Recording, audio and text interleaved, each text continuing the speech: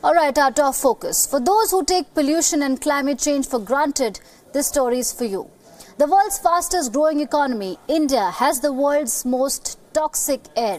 And for the first time ever, sensing the scale of this problem, the World Health Organization, or the WHO, has called for a global summit to tackle the issue. The Indian government has a lot to do as this winter descends on the dusty plains of North India. There's stubble burning in the states of Haryana and Punjab. Then Diwali is round the corner.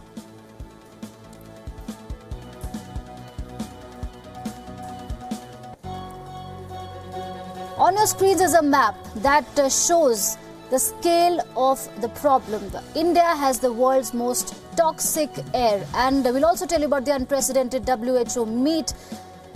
So on this map, you can see that New Delhi, Kolkata and the northern stretch of India has hazardous air. In fact, parts of China like Beijing and Shanghai also experiencing toxic air.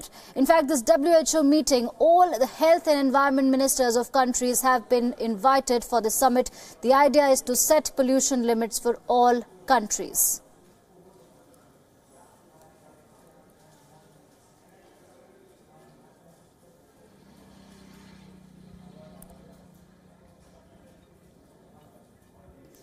Meanwhile, another development that's key to our discussion here is that India's Supreme Court will pronounce its verdict on the plea for a ban on the manufacture, sale and possession of firecrackers across the country.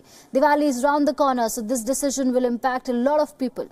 The Supreme Court bench had earlier said that there was a need to strike a balance between the right to health and right to carry on trade or profession. It had also said that there was a fundamental right to livelihood of firecracker manufacturers as well as the fundamental right to health of 130 crore citizens of the country. During the hearing, the Supreme Court had expressed concern over the growing respiratory problem among children due to air pollution. The bench had cited a report that said 20 to 25% children suffer from respiratory diseases.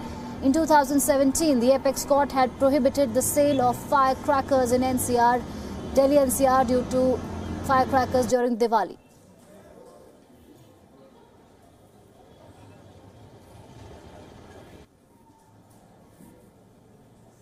Now that we've told you about the problem, let's also give you some measures that you can take to stay safe. Avoid smoking and stepping out during early morning and late evening when the pollution levels are high. City residents should carpool and use public transport as much as possible. Do not burn dry leaves, crop residue, wood or coal. One should visit the nearest medical facility if experiencing breathlessness or heart palpitations. Wear anti-pollution masks when stepping out during peak pollution hours and take extra care of high-risk groups such as children and the elderly.